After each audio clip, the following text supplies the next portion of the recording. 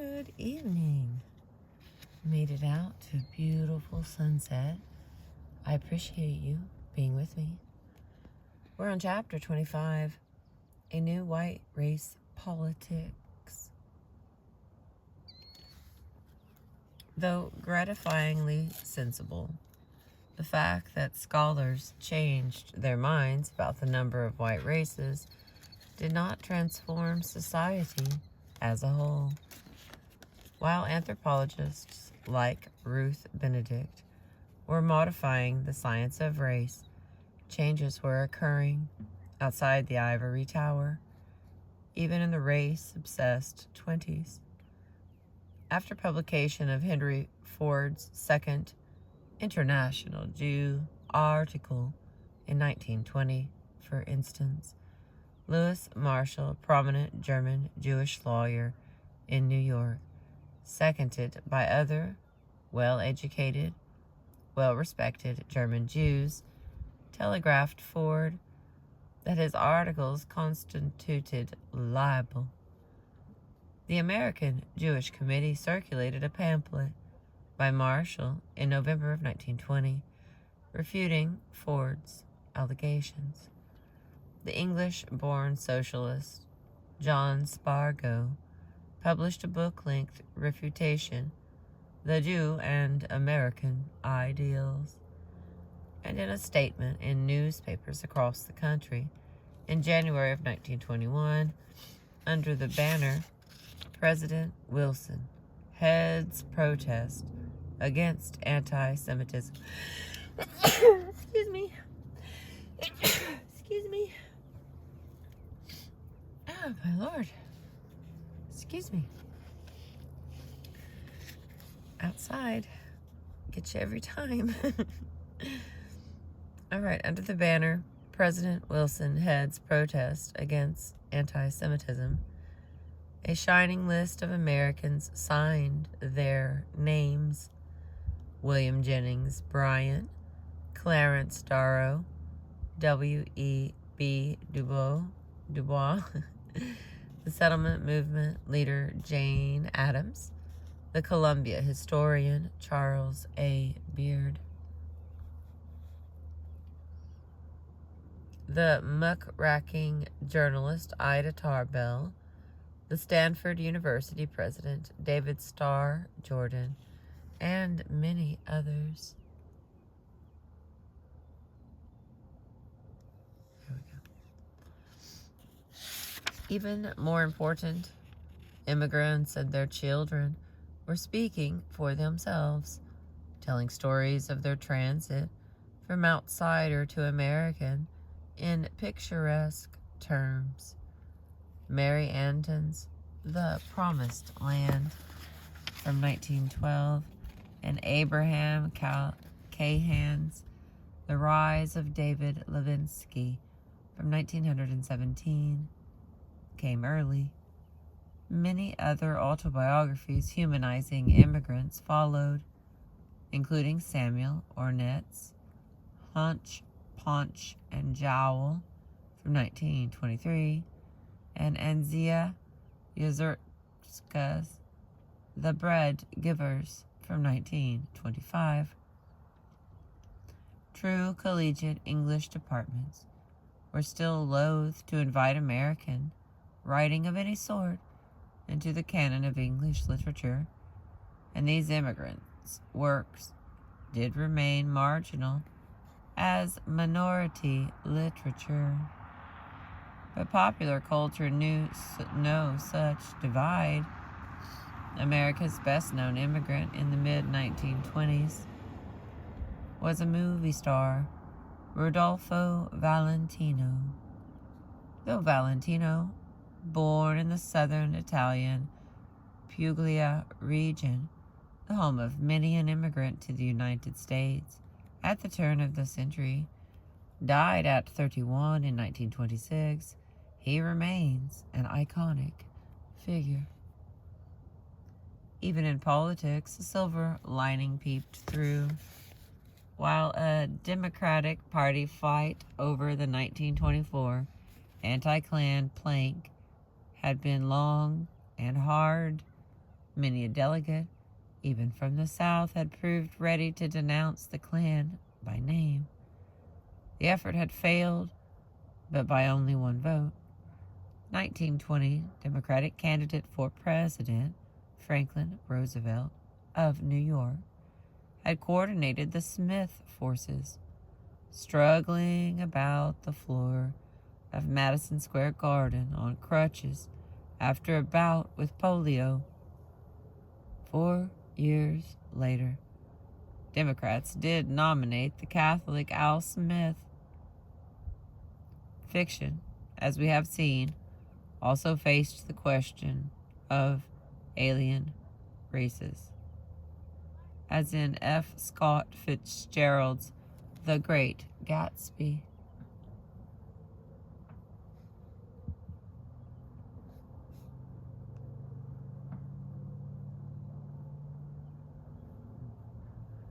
Oh, that's pretty. Oh, Lordy. Okay, here we got some sad reading. Civilization's going to pieces, broke out Tom violently. I've gotten to be a terrible pessimist about things. Have you read The Rise of the Colored Empires by this man, Goddard? Why, no, I answered, rather surprised by his tone. Well, it's a fine book, and everybody ought to read it.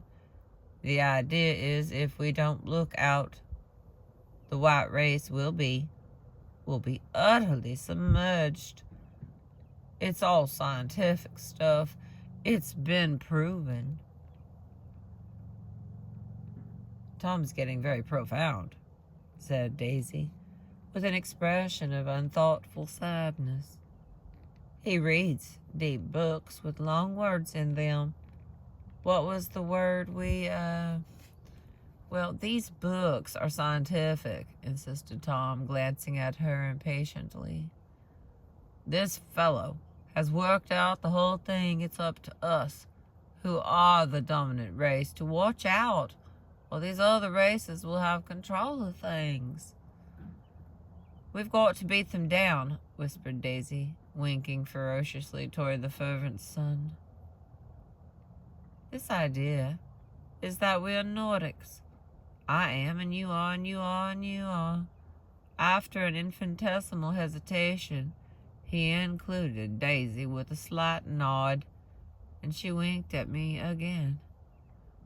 And we've produced all the things that go to make civilization. Oh, science and art and all that.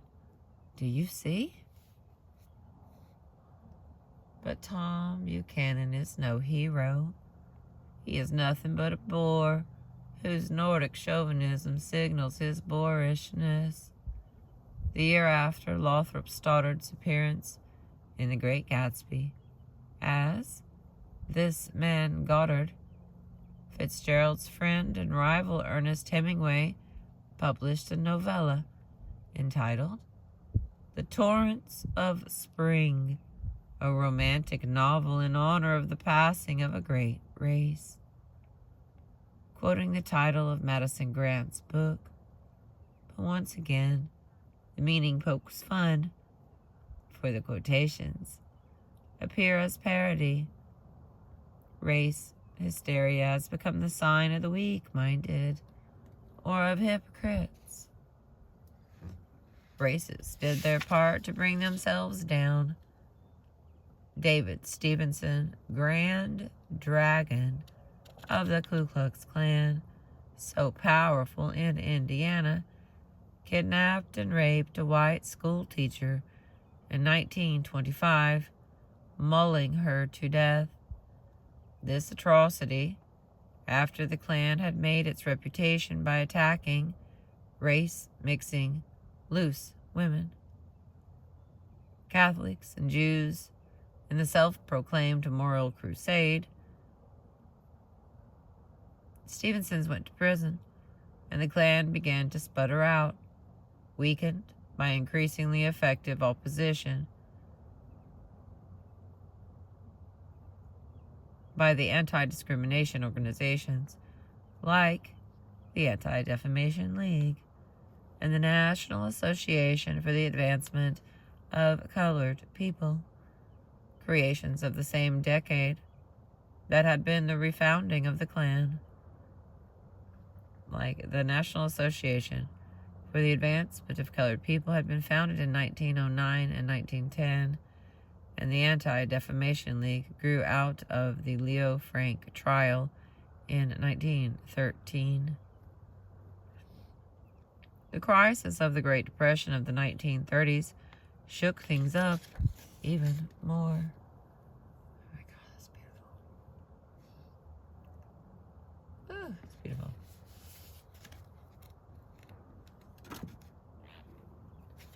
How far do I gotta go? 15. I'm not gonna make it. We're gonna do what we can. The change from 1920s hysteria to 1940s cultural pluralism occurred simultaneously in politics and in culture. As the Irish experience had illustrated, voting played a crucial role in the making of Americans out of the despised race of Celts. Though now snuggled into the Nordic race fold, Irish Americans continued to face discrimination as Catholics, but their difference no longer seemed as intrinsic and permanent as when they were disdained as members of the Celtic race. Indeed, voting made all the difference in the world. Overall, voting participation had fallen steadily since its high point in 1896, when about 80% of all eligible voters had cast their ballots. After the turn of the century, none of the political parties, Republican, Democratic, or Socialist, mobilized voters at the grassroots. Immigrants, and increasingly their children, hardly voted at all. The effect of the 1920 19th Amendment to the U.S. Constitution allowing women to vote was simply to aggravate low voter participation by doubling the number of eligible voters without mobilizing women to come to the polls. Poor and working-class women outside of college suffrage clubs seldom overcame social obstacles to their voting. In 1924, only about 49% of eligible voters actually voted. God, that's pretty. It looks like a painting. People who did vote were more likely native-born, of native parentage, and economically prosperous. Since both Republicans and Democrats in Congress supported immigration restrictions and prohibition, political parties, as the journalist Walter Lippmann noted, remained irrelevant. Consequently, as immigrants from Southern and Eastern Europe gradually naturalized, a process that usually took a decade or more, and their American-born children came of age, they lacked motivation to go to the polls. Only the Irish and their children took full advantage of politics, being well acquainted with the distribution of patronage jobs. In the writing in Laughing in the Jungle from 1932, the Slovenian-born journalist Louis Adamic describes the immigrant state of political consciousness, even after settling permanently in the United States.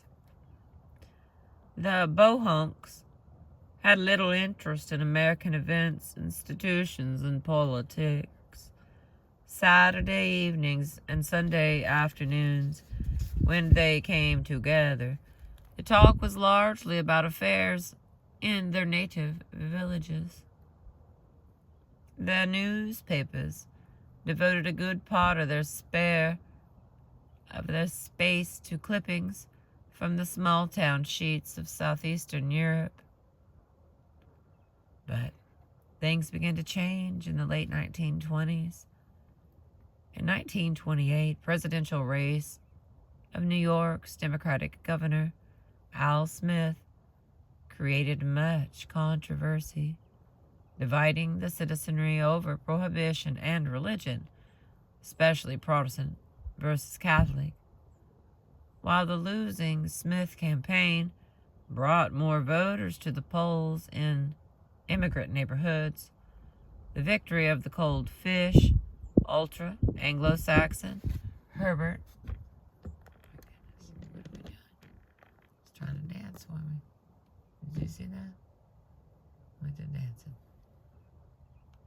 The heck, buddy?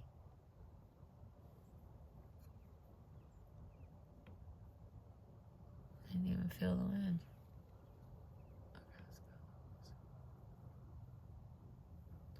Wow, but he'd been wiggling the whole time.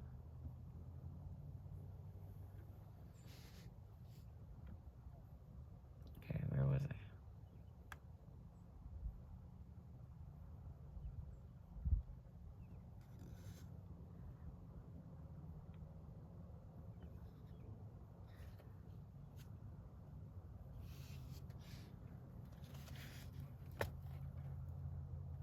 Alright, their newspapers devoted a good part of their space to clippings from small town sheets of southeastern Europe. Things began to change in the late 1920s. The 1928 presidential race of New York's Democratic Governor Al Smith created much controversy, dividing the citizenry over prohibition and religion, especially Protestant versus Catholic. While the losing Smith campaign brought more voters to the polls in immigrant neighborhoods, the victory of the cold fish, ultra Anglo-Saxon, Herbert Hoover hardly kept them mobilized. The outcome might have been different if the colorful, down-to-earth Smith had won, but his Catholicism and immigrant background proved too great an obstacle, given the shape of the electorate in 1928. For working-class voters of all backgrounds, only the policies of the New Deal made politics engaging. The New Deal policies of the first 100 days in 1933, notably the Civilian Conservation Corps and the Working Progress Administration, did bring new voters out in droves. For the first time, the federal government was addressing the crisis facing working people, so many of them from immigrant backgrounds. And in 1934,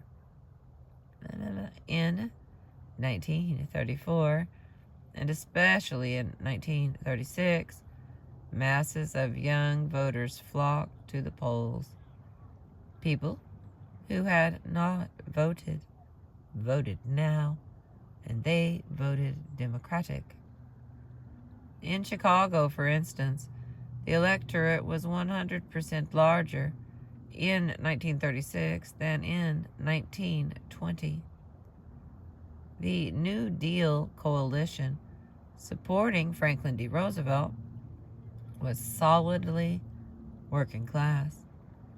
During the First World War, hundreds of thousands of black Southerners had moved to jobs in industrial centers of the North and the Midwest, and they represented one of the four members of the coalition. Well-educated, middle-class intellectuals of progressive politics represented the second. White Southerners, who traditionally voted for the Democratic Party of the Solid South, were a third. And last came a coalition of immigrants and their children, often oriented toward organized labor.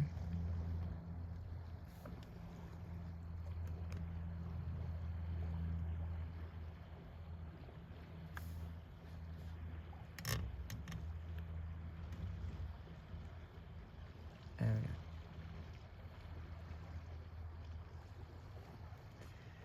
Organized labor reaped enormous benefits from the New Deal, with an upsurge of industrial as opposed to skilled organizing that brought millions into the labor fold in the mid-1930s under the aegis of surging new Congress of Industrial Organizations, or the CIO. Emboldened unions meant labor power in the form of protection from arbitrary shop floor management and potent in the long run against increased wages.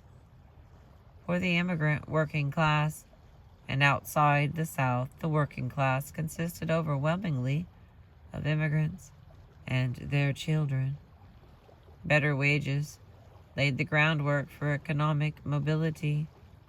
This is not to say that the whole New Deal coalition was pro-labor. Oh, not at all.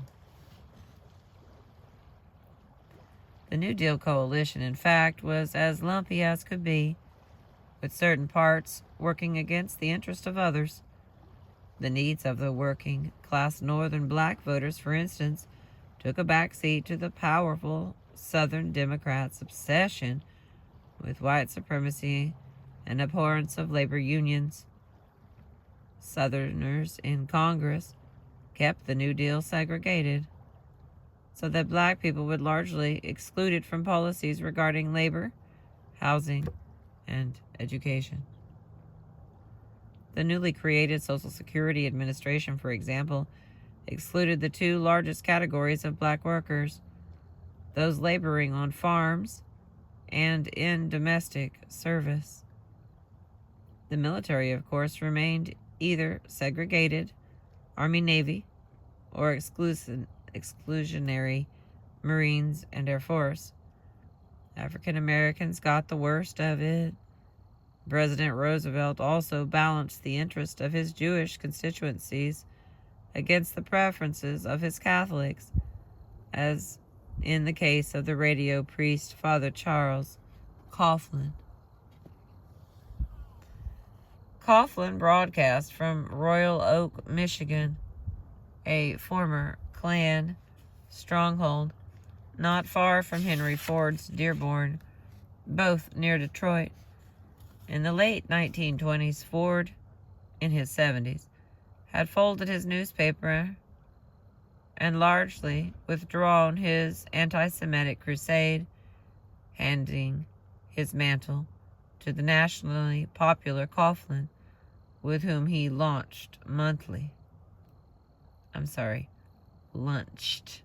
like they ate some food, not lunched. At first, Coughlin supported the New Deal, and Roosevelt envisioned Coughlin as a conduit to Catholic voters. Two influential Irish Catholic intermediaries smoothed Roosevelt's approach to Coughlin: the wealthy Joseph P. Kennedy of Massachusetts, father of John, Robert, and Edward Kennedy, and Frank Murphy, the mayor of Detroit. The approach did not yield lasting fruit, however, for Coughlin soured on the New Deal and stepped up his anti-Semitic broadcasts.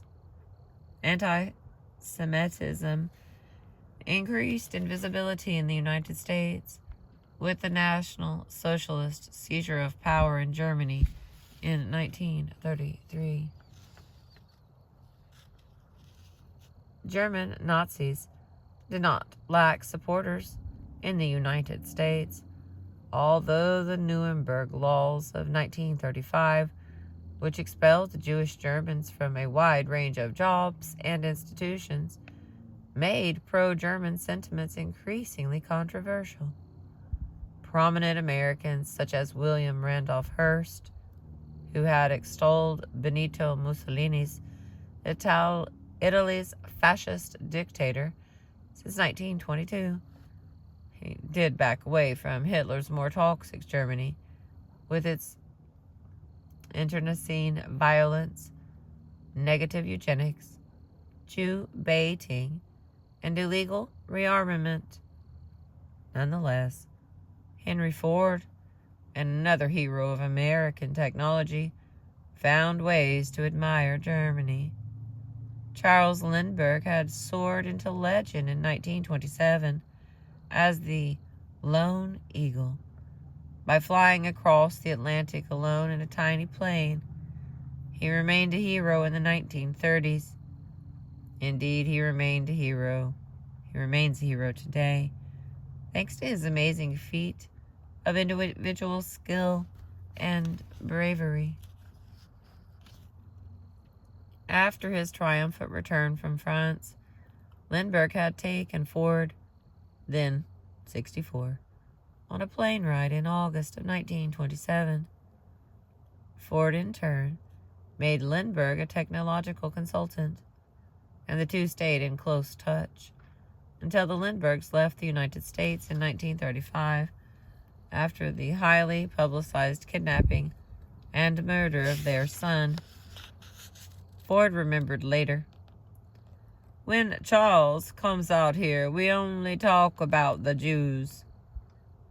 As a resumption of the European War loomed in 1939, Lindbergh published a screamingly racist article in Reader's Digest, in which he cited aviation as another barrier between the teeming millions of Asia and the Grecian inheritance of Europe. Priceless possessions which permit the white race to live at all in a pressing sea of yellow, black, and brown. We, the heirs of European culture, are on the verge of a disastrous war, a war within our own family of nations, a war which will reduce the strength and destroy the treasures of the white race. It is time to turn from our quarrels and to build our white ramparts again. Ford nodded in agreement. Ford and Lindbergh also had German honors in common. Both received the Grand Service Cross of the Supreme Order of the German Eagle, the highest honor to a distinguished foreigner. In 1938, Lindbergh in Germany, Ford in Detroit, before an audience of 1,500 prominent citizens. It was not until the pogrom of Kristallnacht in 1938 and the onset of ever more violent attacks on Jews in Germany and Austria, and the tide truly turned, and it became more difficult to find anything good to say about the Nazis. Once the United States entered the war that had resumed in 1939, Americans, led by President Franklin Roosevelt and his New Dealers, drew sharper contrast between Nazi racism and American inclusion. They pointed out that whereas Germany and Japan, the country's two prime enemies, based their national identities in race, the United States had become a nation of nations. Walt Whitman's words in Leaves of Grass of 1855, a nation united in its diversity. This version of the society had been heard earlier in the 20th century.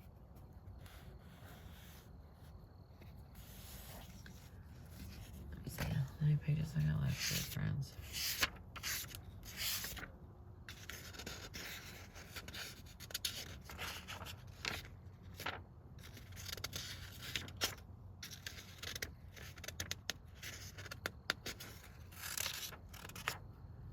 I have a lot of them. There's several. There's several.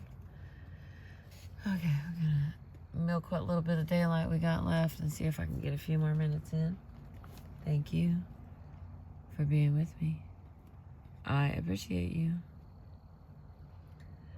Before the hysteria associated with the First World War snuffed it out, a nascent and similar cultural pluralism had been taking shape. One early example was the Menorah Journal, a magazine created in 1915 by Jewish students at Harvard, seeking a middle road between their religious and their national identities, between living as Jews and living as Americans. One of them, Horace M. Kallen, born 1882, lived till 1974, answered Edward A. Ross's intemperate The Old World in the New from 1914. First in 2 articles for The Nation in February of 1915, then in a book, Culture and Democracy in the United States, Studies in the Group Psychology of the American Peoples, 1924. His repudiation of the purely Anglo-Saxon character of the United States came to be known as cultural pluralism. Kallen chronicled wave after wave of European immigrants, beginning with the British, Irish, Germans, and Scandinavians, continuing with others long denigrated as new immigrants, French Canadians, Italians, Slavs, Jews. They deserve to be integrated, whereas the Anglo-Saxon stock was highly overrated, whether in burnt-out New England or in the South, where the native white stock, often degenerate and backward, prevail among the whites, who, while living among 9 million Negroes, whose only mode of living tends, by its mere massiveness, to contaminate the whites. Note that non-Europeans do not figure as immigrants or as constituents of Kallen's ideal America. Okay, I got a little note over here. Kallen had first used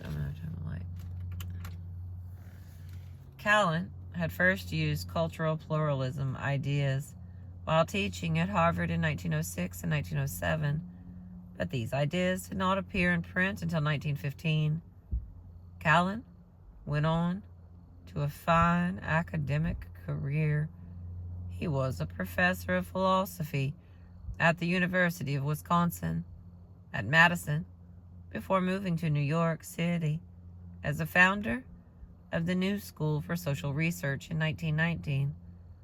Active as an international citizen and supporter of Zionism, he continued teaching at the New School until his death in 1974. Confusingly, nor do the children of European immigrants come off very well. Kallen belonged to the numerous throng of would-be friends of the immigrant who looked askance at their American-born children. Askance at their American-born children. The second generation, he regretted, devotes itself feverishly to the attainment of similarity to Anglo-Saxons. The older social tradition is lost by attrition or thrown off for advantage. Crime and vice appeal as routes to wealth and shallow amusement. Better they should return to the picturesque immigrant ways of their parents. So much for a melting pot. Rather than proposing, a la Henry Ford, an Americanizing melting pot in which immigrant ethnic types would melt into ersatz Anglo-Saxons or be forced to leave the United States. Kallen envisioned American culture as a great and truly democratic commonwealth.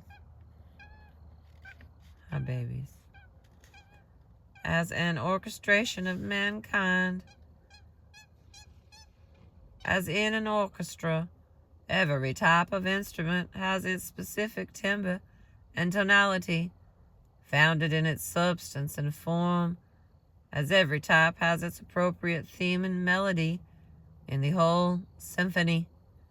So in society, each ethnic group is the natural instrument. Its spirit and culture are its theme and melody, and the harmony and the dissonance and discords of them all make the symphony of civilization. But Callan was a symphony of purely European civilizations.